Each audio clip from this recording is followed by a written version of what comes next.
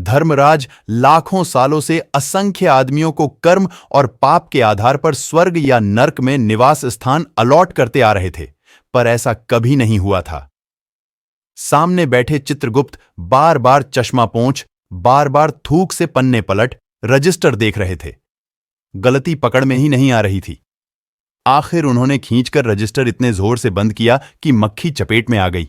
महाराज, गजब हो गया रिकॉर्ड, सब ठीक ठाक है। भोला राम के जीव ने 5 दिन पहले देह त्यागी और यमदूत के साथ इस लोक के लिए रवाना भी हुआ, पर यहां अभी तक नहीं पहुंचा महाराज।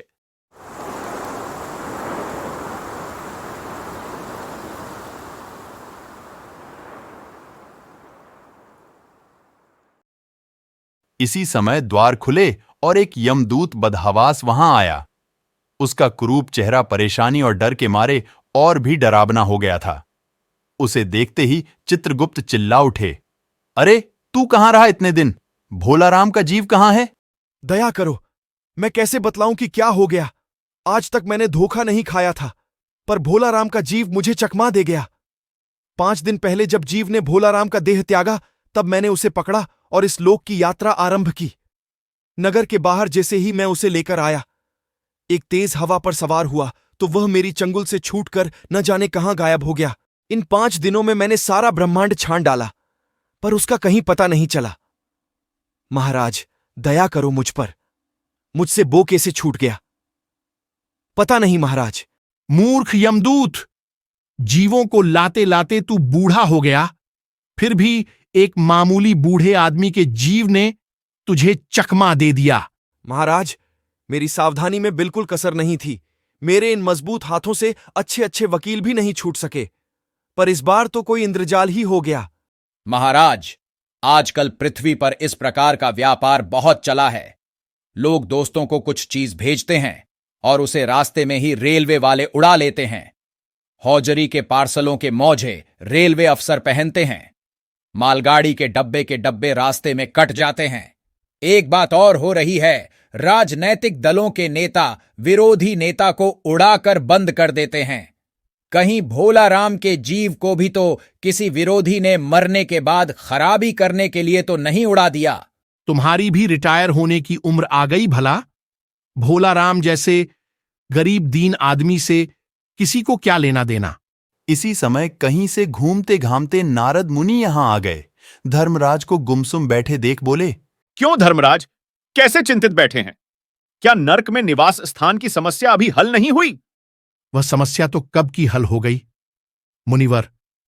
नर्क में पिछले सालों में बड़े गुणी कारीगर आ गए हैं। कई इमारतों के ठेकेदार हैं जिन्होंने पूरे पैसे लेकर रद्दी इमारतें बनाई। बड़े बड़े इंजीनियर भी आ गए हैं जिन्होंने ठेकेदारों से मिलकर पंचवर्षीय योजनाओं का पैसा खाया, जिन्होंने उन मजदूरों की हाजिरी भरकर पैसा हड़पा लिया। कभी काम पर गए ही नहीं। इन्होंने बहुत जल्दी नर्क में कई इमारतें तान दी हैं। वह समस्या तो हल हो गई, पर एक बड़ी विकट उलझन आ गई है। भोला राम नाम के एक आदमी की 5 दिन पहले मृत्यु हुई। उसके जीव को यह दूत यहां ला रहा था कि जीव इसे रास्ते में चकमा देकर भाग गया। इसने सारा ब्रह्मांड छान डाला, पर वह कहीं नहीं मिला। अगर ऐसा होने लगा तो पाप पुण्य का भेद ही मिट जाएगा। उस पर इनकम टैक्स तो बकाया नहीं था। हो सकता है उन लोगों ने रोक लिया हो। चित्रगुप्त ने कहा, इनकम होती तो टैक्स होता। वह गरीब भूखमरा था, वो क्या टैक्स भरेगा? मामला बड़ा दिलचस्प है। अच्छा, मुझे उसका नाम पता तो बताओ, मैं पृथ्वी पर जाता हूं। चित्रगुप्त ने रजिस्टर देखकर बताया। भोला राम नाम था उसका। जबलपुर शहर में धमापुर मोहल्ले में नाले के किनारे एक 1.5 कमरे टूटे फूटे मकान में वह परिवार समेत रहता था। उसकी एक स्त्री थी, 2 लड़के और 1 लड़की। उम्र लगभग 60 साल। सरकारी नौकर था। 5 साल पहले रिटायर हो गया था। मकान का किराया उसने 1 साल से नहीं दिया, इसलिए मकान मालिक उसे निकालना चाहता था। इतने में भोला राम ने संसार ही छोड़ दिया। आज 5वां दिन है। बहुत संभव है कि अगर मकान मालिक वास्तविक मकान मालिक है तो उसने भोला राम के मरते ही उसके परिवार को निकाल दिया होगा। इसलिए आपको परिवार की तलाश में काफी घूमना पड़ेगा।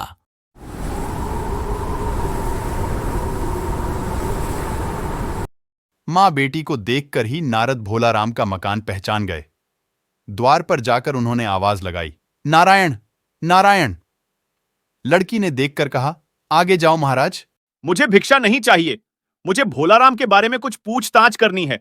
अपनी मां को जरा बाहर भेजो। बेटी, माता, भोलाराम को क्या बीमारी थी? क्या बताऊं? गरीबी की बीमारी थी। 5 साल हो गए पेंशन पर बैठे, पर पेंशन अभी तक नहीं मिली। हर 10-15 दिन में एक दरख्वास्त देते थे, पर वहां से या तो जवाब आता ही नहीं था, और आता तो यही कि तुम्हारी पेंशन के मामले में विचार हो रहा है। इन 5 सालों में सब गहने बेचकर हम लोग खा गए। फिर बर्तन बिके, अब कुछ नहीं बचा था। चिंता में घुलते घुलते और भूखे मरते मरते उन्होंने दम तोड़ दी। उम्र तो बहुत थी, 50-60 रुपया महीना पेंशन मिलती तो कुछ और काम कहीं करके गुजारा हो जाता, पर क्या करें। 5 साल नौकरी से बैठे हो गए और अभी तक एक कौड़ी नहीं मिली। दुख की कथा सुनने की फुर्सत नारद को थी नहीं। वे अपने मुद्दे पर आए।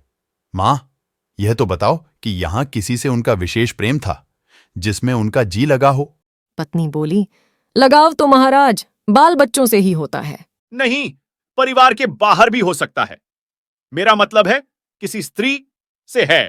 अब कुछ मत बको महाराज, तुम साधु हो, कोई उचक्के नहीं हो। जिंदगी भर उन्होंने किसी दूसरी स्त्री की ओर आंख उठाकर नहीं देखा।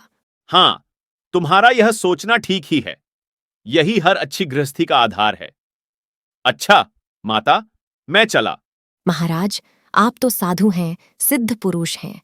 कुछ ऐसा नहीं कर सकते कि उनकी रुकी हुई पेंशन मिल जाए, इन बच्चों का पेट कुछ दिन भर जाए। साधुओं की बात कौन मानता है? मेरा यहां कोई मठ तो है नहीं, फिर भी मैं सरकारी दफ्तर जाऊंगा और कोशिश करूंगा। वहां से चलकर नारद सरकारी दफ्तर पहुंचे। वहां पहले ही से कमरे में बैठे बाबू से उन्होंने भोलाराम के केस के बारे में बातें की।